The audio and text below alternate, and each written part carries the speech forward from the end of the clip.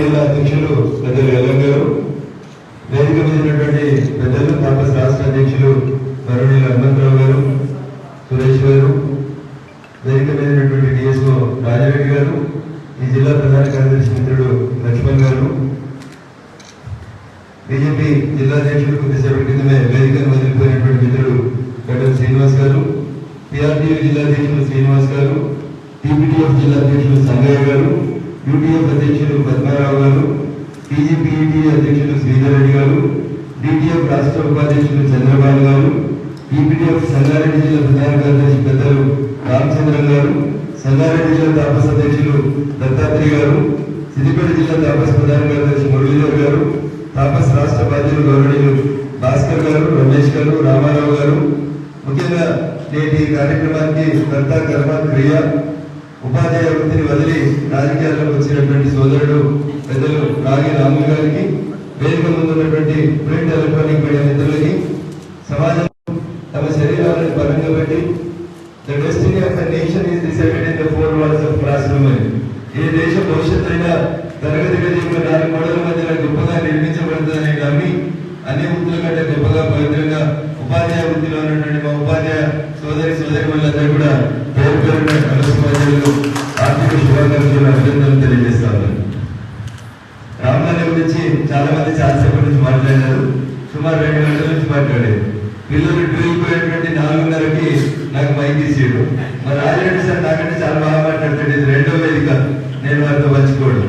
అందుకని రాజన్న నువ్వు కూడా చెల్లి వాలంటీర్ రిటైర్మెంట్ తీసుకొని రాజకీయాలు వస్తే మాట్లాడి నాకు కొంత కష్టమైంది. ఒకరిని మాట్లాడేది, ఒకరినే కొట్లాడేది కాబట్టి మరికొన్ని కొంత నాకు తోడైతే కాబట్టి రాజరెడ్డి గారికి కూడా తొందరగా సిఆర్ఎస్ బీఆర్ఎస్ ఎలవట్ తీసుకొని రాజకీయాలకి రావాల్సిందిగా రాజరెడ్డి గారిని ఆహ్వానిస్తా ఉన్నాను.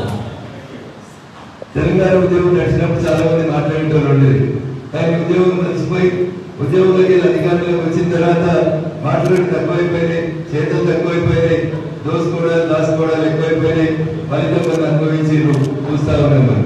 అందుకని ప్రజల పక్షాన, పేద ప్రజల పక్షాన వాయిస్ ఆఫ్ వాయిస్లెస్ గా నన్ను అసెంబ్లీకి పంపిస్తే 100% అనుకున్నటువంటి 3 సంవత్సరాల టెన్యూర్లో అది ఉద్యానవన శాఖ దగ్గర నుంచి మొదలుకుంటే, హోంగార్డ్ దగ్గర నుంచి మొదలుకుంటే నాకు అవకాశం దొరికిన 2 నిమిషాల్లో అందరి గురించి మాట్లాడడానికి ప్రయత్నం చేసినాం.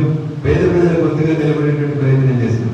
సో రామలన్న కూడా అలాగనే ఉపాధ్యాయ వృత్తి నుంచి రాజకీయాలకు వస్తా ఉన్నాడు కాబట్టి ఈ వేదికను చూస్తేనే అర్థమవుతుంది. జనరల్ గా ఒక సంఘం మీటింగ్ పెడితే ఇంకో సంఘానికి సంబంధించినటువంటి నాయకులు రావడానికి ఇష్టపడరు. ముఖ్యంగా తాపస్ మీటింగ్ పెడితే టీపీటీఎఫ్ లో లేకపోతే ఎస్సీలో రావడానికి కొద్దిగా ఇబ్బంది పడుతూ ఉంటారు. ఎందుకంటే సంఘపరంగా, ఐడియాలజికల్ పరంగా ఒకరు తూర్పు ఒకరు పడమరగడం. అందరి గోల్ ఉపాధ్యాయుల సమస్యల పరిష్కారమే. కానీ ఒక్కొక్కరు నమ్మిన సిద్ధాంతం, ఒక్కొక్క రకమైనటువంటి విభిన్న సిద్ధాంతాలను రిప్రజెంట్ చేసేటువంటి అనేక సంఘాలకు సంబంధించినటువంటి మేధావులు పెద్దలందరూ కూడా ఈ వేదిక మీదకి వచ్చి రామలన్న భవిష్యత్తు మంచిగా ఉండాలని కోరుకున్నారంటేనే వారి మంచితనం, వారు పనిచేసినటువంటి విధానాన్ని వారందరూ చెప్పగానే చెప్పారు. కాబట్టి రామలన్న గురించి నేను ఎందుకంటే ఎక్కువ చెప్తే హనుమంతుని ముందు కుప్పిగా తెలిసినట్టు అవుతుందని చెప్పి నేను భావిస్తూ, మీరు కూడా అందరూ కూడా మంచి భోజనం పెట్టి, భోజనం తర్వాత పక్షాలు కూడా పెట్టి కాబట్టి నిద్రపోతుంది. అందరూ నిద్రపోతూ ఉంటారు కాబట్టి, స్వీట్ తిన్నారు కాబట్టి ఎక్కువసేపు నేను మీరు వేధించడం ఇష్టం లేదు నాకు. కానీ నేను ఇందాకే చెప్పినట్టు సమాజంలో ఏదైనా మార్పు రావాలంటే అది ఉపాధ్యాయులతో స్టార్ట్ అవుతుంది. సమాజానికి మంచి జరుగుతుందంటే ఉపాధ్యాయులతో జరుగుతుంది. రాజకీయం కంటే ఎక్కువ ఉపాధ్యాయులు ఈ సొసైటీని మార్చడానికి అవకాశం ఉన్నటువంటి వ్యక్తులు. కానీ దురదృష్టం ఏంటంటే మా సంఘాలలో రాజకీయాలు ఎక్కువైపోయినాయి. సార్లు ఏమనుకోరు, ఉపాధ్యాయుల సంఘాలలో కూడా రాజకీయాలు ఎక్కువైపోయినాయి. చదువు కంటే ఎక్కువ వారికి కూడా రాజకీయాల పట్ల మక్కువ వస్తా ఉంది. కాబట్టి చేయొద్దని నేను అంటలేను. పాలిటిక్స్ ఈ సంథింగ్ డిఫరెంట్ ఫీల్డ్. మీరు అక్షరాన్ని ఆయుధంగా మలిచేటోళ్ళు, మీరు అక్షరాన్ని తూటాలుగా మార్చి సమాజానికి ఉపయోగపడేటువంటి అనేక మంది విద్యార్థుల్ని, మేధావుల్ని తయారు చేసినటువంటి మీరు రాజకీయాలలో సంఘాల పేరుతో విడిపోవడం అనేది కొంత బాధాకరమైనటువంటి విషయం. ఒక మేధావి మౌనం ఈ దేశానికి నష్టం కలిగిస్తుందని ఎట్లయితే అనుకుంటామో అట్లే సంఘాలు కూడా ఒక మంచి కాదు కోసం కాకుండా నమ్మిన సిద్ధాంతం కోసం కొట్లాడుతున్నప్పుడు కొన్ని సందర్భాల్లో సమాజానికి కొంత నష్టం జరుగుతుంది. కాబట్టి అన్ని సంఘాల పెద్దలు ఉన్నారు కాబట్టి, ఇంతమంది మళ్ళీ నాకు ఒక వేదిక మీద కలవదు కాబట్టి మీ అందరూ కూడా నేను సవినయంగా చేసేటువంటి అప్పీల్, మన మొదటి డ్యూటీ అక్షరాన్ని ఆయుధంగా మార్చాలి, భావితరాలను గొప్పగా తీర్చిదిద్దాలి. ఈ దేశం బాగుంటే మనందరం బాగుంటాం, తర్వాత మన సంఘం బాగుంటుంది. కాబట్టి ఆ దిశగానే మీరందరూ పనిచేయాలని పనిచేస్తారని, ఆ పనిచేసే పరిణామ క్రమం లోపల సిద్ధాంతాలు వేరు కావచ్చు, జెండాలు వేరు కావచ్చు, బట్ అల్టిమేట్ గా all Indians we should work for the society అనేటువంటి బ్రాడర్ సెన్స్ లోపల మీరు అందరూ పనిచేస్తారు. ఆ దిశగా పనిచేస్తున్నందుకు మిమ్మల్ని అందరినీ మరొకసారి అభినందిస్తూ, రాగి రాహుల్ గారు వారు టీచర్ గా జాయిన్ అయ్యే ముందే వారి శ్రీమతిని ఒక గ్రామానికి సర్పంచ్ చేసి తర్వాత వారు ఉపాధ్యాయులు. ప్రస్తుతం వారి శ్రీమతి కూడా ఉపాధ్యాయురాలు ఉంది కాబట్టి సమాజం గురించి మరి బాగా పూర్తిగా అవగాహన ఉంటుంది. మీ రాజకీయాలకు వచ్చిన తొలి రోజులలో ఉన్నట్టు ప్రస్తుతం రాజకీయాలు పూర్తిగా కమర్షియలైజేషన్ దిక్కుగా పాలిటిక్స్ పోతా ఉన్నాయి. అప్పుడెప్పుడో చంద్రబాబు నాయుడు కిటికీలు ఇచ్చి రాజకీయాలకు పైసలు తీసుకొస్తే రాజశేఖర రెడ్డి ఇచ్చి తలుపులు తీసుకొచ్చిండు. చంద్రశేఖర్ రావు గురించి గోడలు కూడా తీసేసి రాజకీయాలు మొత్తం డబ్బుమాయం చేసి కలుషితం చేసిరు. అయినా పెరుగుడు విరుగుడ కొరగా అన్నట్టు కిటికీలు తీసినాడు, తలుపులు తీసినాడు, గోడలు తీసినాడు అంతా పోతారు. రేపు ఎప్పుడైనా సమాజానికి మంచి చేసినోళ్ళు, మంచి వైపు నిలబడేటోళ్ళు రాజకీయాలు మనగలుగుతారు. టెంపరీగా అడ్రస్ వస్తుండొచ్చు, టెంపరీగా ఇబ్బందులు పడాల్సిన అవసరం ఉండొచ్చు, ఆర్థికంగా వరకు అంత స్తోమత లేకపోతే కొట్లాడలేకపోవచ్చు. కానీ కొద్ది రోజుల తర్వాత అతి సర్వత్రా అధ్యయనం అన్నట్టు ఇప్పటికే రాజకీయాలు అతికి వచ్చినాయి, డబ్బు మనం ఎక్కువైపోయినాయి. కాబట్టి ఖచ్చితంగా ప్రజలలో కూడా మార్పు వస్తుంది, ప్రజల ఆలోచన విధానంలో కూడా మార్పు వస్తుంది. భవిష్యత్తులో మంచి వాళ్ళకి రాజకీయాల అవకాశాలు ఉంటాయని ఉండాలని కోరుకుంటూ, అట్లాంటి కోపం నుంచి రాజకీయాల్లోకి వస్తున్నటువంటి మీరు మరింతగా రాణించాలని, మెదక్ జిల్లాకి మీ సేవలు అవసరం ఉన్నటువంటి సందర్భంలో పార్టీ ఖచ్చితంగా మీకు సముచితమైనటువంటి స్థానం ఇచ్చి ముందుకు నడుపుతందుకు మేమందరం కూడా కృషి చేస్తామని చెప్పి ఈ సందర్భంగా తెలియజేస్తూ, చివరికి ఒక మాట మీద రామాలకి చెప్పదలుచుకున్నాను.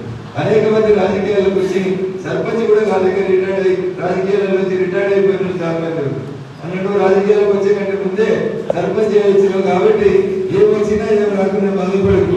నువ్వు ఇందాక చెప్పినావు, నా కొడుకులు ఇద్దరు కూడా బాగా చదువుకున్నారు, ఒకరు ఇంజనీర్ ఒకరు డాక్టర్ అయినారు, మా శ్రీమతి ఆల్రెడీ టీచర్ ఉంది, ఐఎమ్ వెరీ కంఫర్టబుల్ అని చెప్పినావు.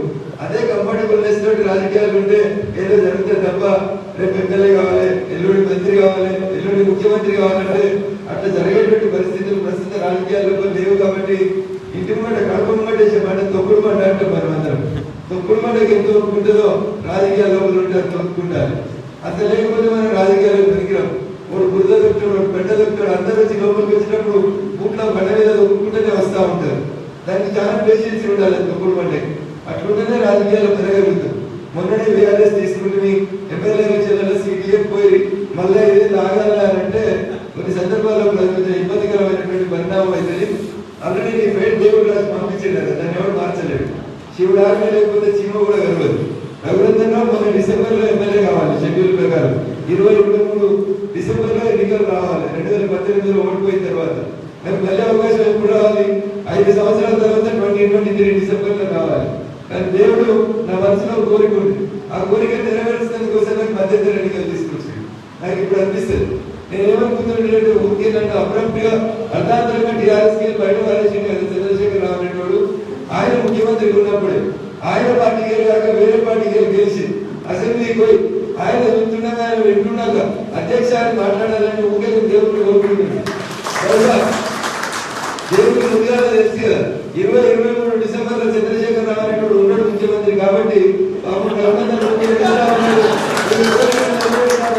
2020లో బై ఎలక్షన్ తెచ్చి నన్ను పంపించినట్టున్నాడు. బహుశా చాలా మంది అంటుంటారు రఘునందన్ టీఆర్ఎస్ కి వెళ్ళినావు కదా, చంద్రశేఖర్ రావు గురువు అని చాలాసార్లు చెప్తున్నావు కదా అని అడుగుతూ ఉంటారు. సరే, ఏకలవ్య శిష్యులమైన గురువులమైన ఎట్లయినా ప్రత్యక్షంగా రాజకీయాల్లో ఉన్నప్పుడు నేను అదే పార్టీ నుంచి రాజకీయ ఆరోగ్యం చేసి వచ్చినాడు. కాబట్టి నేను నిర్మోహమాటంగా చాలా సందర్భాల్లో చెప్తాను. నేను ఎంట్రీ ఇచ్చిందే పాలిటిక్స్ లో 27 చెప్పే 2001 జగన్ విషయంకి వచ్చినోడి నేను రాజకీయాల్లోకి వచ్చింది. జై తెలంగాణ వచ్చినోడి నేను తెలంగాణలో జరుగుతున్నటువంటి అన్యాయానికి వ్యతిరేకంగా గొంతిప్పి విచ్చేందుకు వచ్చినాడు. కానీ అలాగే పనిచేసిన కార్యకర్తలకి అక్కడ సముచిత స్థానం లేదని మమ్మల్ని రోడ్డు మీద వారేసిన రోజు వారి నాకు సభలు చెప్పినో చెప్పలేదో కానీ చాలా మంది ఏమనుకుంటున్నాడు, రఘునందన్ అంటే కేసీఆర్ శిష్యుడు అనుకుంటాడు.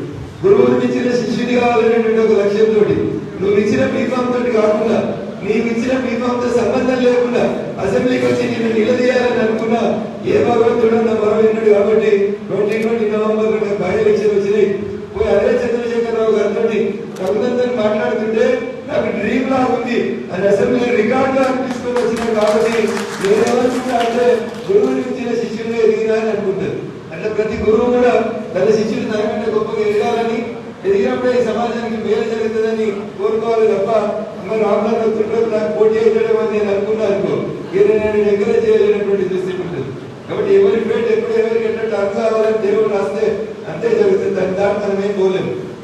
కాబట్టి రామాయణ ఖచ్చితంగా నువ్వు కూడా నాలాగా అనేక పోరాటాలు చేసి చిన్న స్థాయి నుంచి ఎదిగి వచ్చినావు కాబట్టి ఖచ్చితంగా పనిచేసేవాడికి కార్యకర్త నుంచి ఎదిగినోడికి ఖచ్చితంగా అన్ని పార్టీలు కూడా భవిష్యత్తులో సముచిత స్థానం ఇస్తాయని కోరుకుంటూ, ముఖ్యంగా Bharatiya Janata party పునాదులే కార్యకర్తలపై ఎదిగినటువంటి party Bharatiya Janata party. 2 ఎంపీల నుంచి రెండోసారి పార్లమెంట్ ని శాసిస్తూ త్వరలోనే మూడోసారి శాసించడానికి 350 దాటడానికి అడుగులేస్తున్నటువంటి తరుణంలో నీకు ఏ సీట్ ఇచ్చినా ఏ సీట్ లేకపోయినా ఎంత ఓపికగా ఎంత కష్టపడైతే ఇక్కడ దాకా వచ్చినావో అదే ఓర్పుని కొంతకాలం కొనసాగించమని రాజకీయాలలో అనేక అణచివేతలకి, అనేక తొక్కుబాట్లకి, అనేక ఇబ్బందులకి గురై చివరికి స్థాయికి వచ్చినటువంటి కార్యకర్తగా ఒక మిత్రుడిగా నేను నీకు ఇచ్చేటువంటి సలహా. మన టికెట్ రాలే కాబట్టి నేను నారాజు అయిపోతాడే కుదరదు. రాజకీయాలు అనేక డక్కమ్మకి తింటా ఉంటే ఎప్పుడో ఒకసారి వస్తా ఉంటాయి. అట్లే నాకు మొన్న రాలేదు నిన్న రాలేదని బాధపడుతుంది విశేషం. నీ వద్ద ఎప్పుడో రాస్తాడు దేవుడు. ఇంటి బయట వేసేటువంటి పెంట ఊర్లో చెప్తారు రైతులు, పెంట కూడా 6 నెలలకు ఒకసారి మరవడుతుంది. 6 నెలల దాకా పెంట ఆగాల్సిందే అంట. అట్లా నీ వంతు కూడా వస్తుంది. నీ వంతు వచ్చేదాకా నువ్వు ఓపిక ఉండాలని చెప్పి తెలియజేస్తాం. నీకంటే ముందు వచ్చి అనేక దెబ్బలు తిని అనేక ఆటుపోట్లు తిని నీ దాకా వచ్చినట్టు కాబట్టి టెన్షన్ పడకు. వచ్చినా రాకుండా ఓపిక ఉంటూ భవిష్యత్తులో ఎప్పుడో ఒకసారి ఏదో ఒక అవకాశం అయితే ఆ భగవంతుడు తప్పకుండా కష్టపడే వాళ్ళకి ఇస్తాడని సంపూర్ణంగా నమ్మేటువంటి వ్యక్తిగా, నీ మేలుకోనేటువంటి వ్యక్తిగా, నేను నీ వృత్తిలో 91 DA6 సెలెక్ట్ అయినటువంటి ఒక టీచర్ గా ఉత్తర్వులు తీసుకొని ఉద్యోగంలో జాయిన్ కాలేక వదిలేసుకున్నటువంటి ఒక ఉపాధ్యాయునిగా నేను నీకు ఇచ్చేటువంటి చిన్న సూచన దాన్ని మనసులో పెట్టు. భవిష్యత్తులో మంచి అవకాశం కోసం నా వంతు వేదిక మీద అందరూ నా మీదనే బరువు పెట్టారు. నేను కూడా పార్టీలోకి వచ్చినప్పుడు నేనే గడువా చేస్తాను కాబట్టి ఖచ్చితంగా భవిష్యత్తులో ఆ భగవంతుడు నాకు ఎప్పుడు శక్తి ఇచ్చినా నాతో పాటు నేను ముందుకు నడిపిస్తున్నందుకు నేను ఖచ్చితంగా కృషి చేస్తానని చెప్పి తెలియజేస్తూ అవకాశం ఇచ్చినటువంటి వేదికకు, వేదిక ముందున్నటువంటి సోదర ఉపాధ్యాయ మిత్రులందరికీ, వేదిక ముందున్నటువంటి పెద్దలందరికీ మరొకసారి కృతజ్ఞతలు తెలియజేస్తూ రాహుల్ గారి కుటుంబం భవిష్యత్తులో అష్ట ఐశ్వర్యాలు ఆయన ఆరోగ్యాలతో మీకు జిల్లాలోని వేదిక మీద ఇన్ని సంఘాలు వచ్చి ఇంత గొప్పగా వారిని ఆశీర్వదించినందుకు వివిధ